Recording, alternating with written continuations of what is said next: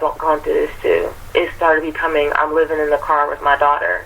Do you know where I can find a shelter? Or my abuser gets out of jail tomorrow. Do you know where all the shelters are full? Do you know who can help me? It became things like calls like that. And then it became emails, and then it became pictures with people with bruises and just craziness. And so I decided to start my,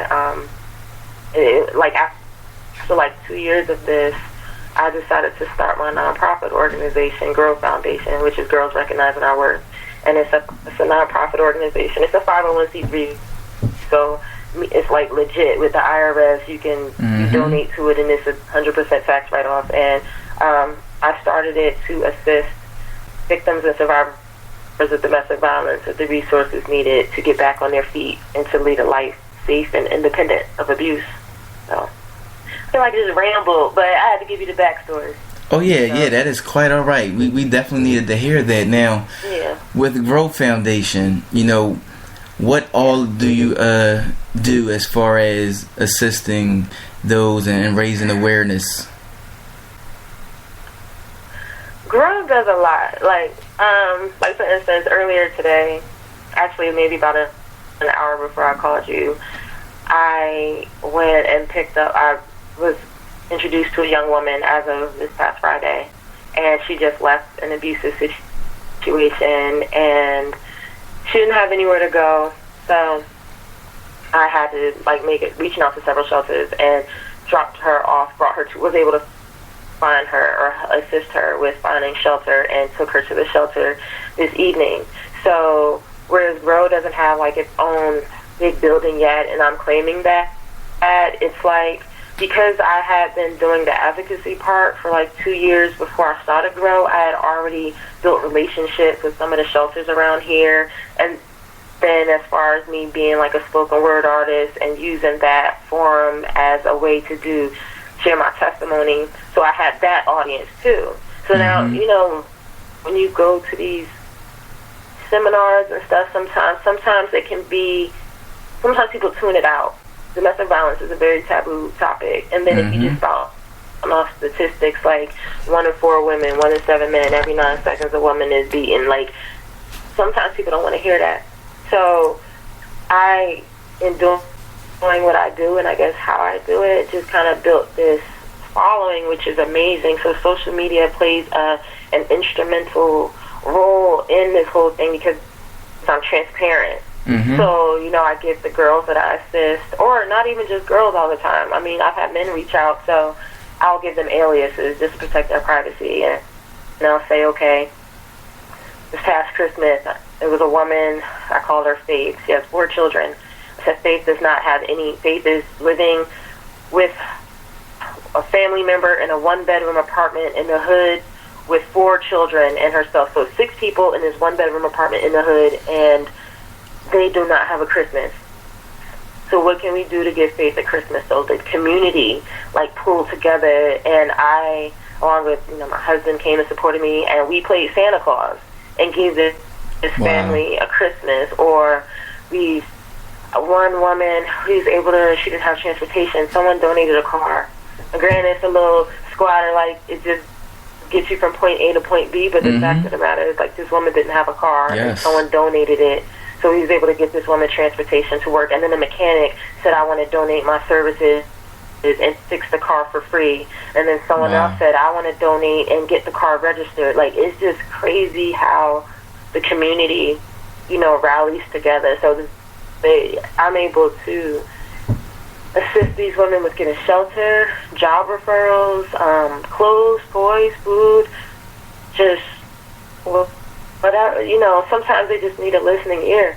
So they might call me 2 o'clock in the morning and just having a breakdown, and they just need someone to talk them off that ledge. So that's what G.R.O.W. does. Yes, that is amazing work. And with you being a spoken word artist and you being so raw and passionate and transparent and just speaking whatever it is that you feel as though needs to be said, and during that process you losing that voice because of everything that you were going through, how did you find the power, to get back out there and get back to speaking and doing and performing, and as well as, opening that Pandora's box, I guess, of, putting everything out there that you went through, knowing, like you said, that it became even more real when you start to speak about it and write it down. So how did you, find the power to get that out? That's a good question. I honestly don't even know that I still know how I did it. Like, I think back to the first time I said it, and I think it was more so I was afraid of what would happen if I didn't, because I was in such a dark place even after leaving the relationship. Like, when someone goes through something so traumatic as any form of abuse or just anything that really changes your whole world, so to speak, you sometimes being with yourself with your own thoughts can be the scariest place you can be. Oh yeah. Because like, if you don't see the light, if everything around you is cloudy, is heavy, and you are afraid of yourself. I feel like I first said it because I was afraid of myself. I was afraid of how I felt, and I had to tell somebody, and I needed somebody to tell me that it wasn't my fault, and I needed to tell myself, and I needed to admit what was happening or what had been happening, because for so long I didn't. Like you said, Dora's box, I had it locked up for so long. I've gone to work with broken ribs, and concussions and makeup on bruises, and just every day told people that I was okay, or just pretended. You know me, like, you've known me for a long time, so, I'm just silly and fun and laughing all the time, and it was very hard to be both of those people. So I was just afraid of keeping it in any longer. It had to come out. And then it just so happened, in trying to heal myself, that it started healing other people. Yes, that one of my favorite quotes that my wife stole from me and uses all the time is there is salvation in transparency. And people with faith understand that as you go through different things, the biggest gift and testament to God is to let other people know those things. And I mean, I know we grew up in that society and that culture where, you keep your private business to yourself, and that's just the end of it, nothing else about it.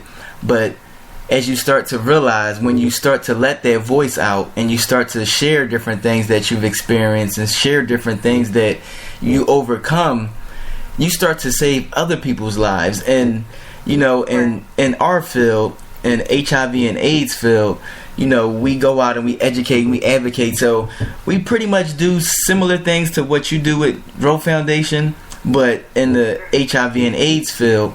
And as we get out and speak on the different experiences that we went through, a lot of times it's probably more therapy to us than it is to the people that we're actually speaking to. And, with that being said, how does it feel, or how did it feel, when you started to get out and speak and you started to perform, talking about the things that you've experienced, and people started to reach out to you, telling you different things? Like, how did it feel the first time somebody, told you that what you went through helped them? The first time, it still feels the same way that it did the first time. Wow. I don't think I'll ever take that for granted, because to hear someone say, you helped me, or I've had people say, like, you saved me, and I try not to, I'll be like, nah, like, you did that, like, you did that. But one of the things I always say is, like, 1 or 1,000. So whether that's help one person or 1,000, like, I'm still gonna go just as hard. And it's just an amazing feeling, but sometimes it's like overwhelming, because it's just like I see myself in a lot of the people that I come across, Mm-hmm. and then I have people that during that period in my life I felt was that anchor for me. Like when I first started speaking out, and then certain people were just that person, and they helped me. They genuinely helped me. Didn't want anything from me other than seeing me get better and seeing me become happy and at peace. So to know that I have essentially turned pain into purpose. Yes. Like, I know exactly why I went through it. I know what God's purpose for me, like all of that hurt and everything. And then what's crazy is, like, I have this box of journals from when I was, like, little, and all the way up until, I guess, like, 20s or so. And I found this one journal, and I was, like, 15, 16, so I'm still living in New Jersey. Mm-hmm. And I'm going through it, and I'm like, damn, like, reading some of this stuff I did when I was 16, and I'm like, oh, my daughter's never reading this. But, like, I saved the journals for my daughter. I was like, nah, she's not reading this. But one part I said, when I grow up or when I get out of here, like when I move out, I'm moving to Virginia, and I'm going to work with abused women and kids. Like, this is me at 15, 16 years old. Wow. And, I didn't grow up in a household where, with abusive, like my father's abusing my mom or anything like that, or vice versa. Like, I've always loved children, but I didn't grow up in the household that would warrant a child saying, or a young lady saying, I'm moving out of here and I'm going to work with abused women and kids. And moved to Virginia, and then I did just that. So it's just, again, it kind of gave me chills, like when I saw that in my journal, and I was just like, this is all part of the plan. And Yes. I try to think back, like, if I could change anything, would I? I wouldn't, because of just how blessed I am to do what I do. But that's still a hard pill to swallow, like when you think about the things you have gone through to get to that point, to get to a certain point. Mm-hmm. But no, I wouldn't change anything. Yeah, not at all. I know it's funny how God works. And, Yeah. when I was younger, I always wanted to be a teacher. And then, the pressures of the world started to get into my mind. Well, oh gosh, teachers got to deal with kids like me. Oh man, that's a lot. I don't even know if I really want to do that anymore.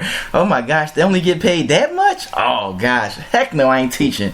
And so time flies, my life goes on, and now I'm in a place where I'm teaching people, and it's like, yo, wow, okay. Right, exactly. It's wild. So, we're going to switch gears a little bit and take it back to when you were younger. You said you were journaling and writing since you were a little girl. And I know how powerful it is to write down your thoughts and to, like, really get things out. What was the reason that you started writing as a child? I've always loved it. Like, I still have poems. I was like, looking back, I'm like, oh, I was whack. But I have poems from when I was like, no, I was pretty good for my age then. Like, just a child. And then I know I wrote a lot when my parents started going through, when I found out they were getting separated and then eventually divorced.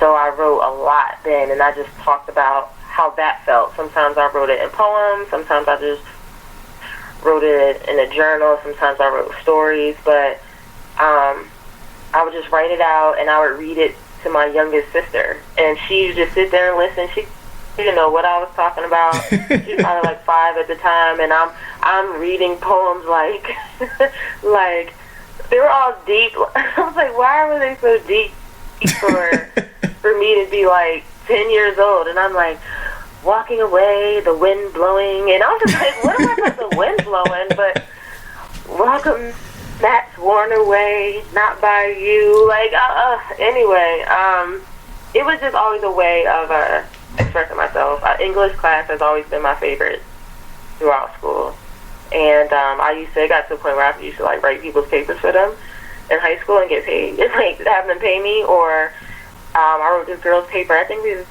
in like 10th grade. I wrote her paper and I wrote my paper, and her paper got a better grade than mine. I was hot. Like, she got like an A. The teacher wanted her to submit it in the contest, and I told her, you better not. When I wrote that piece,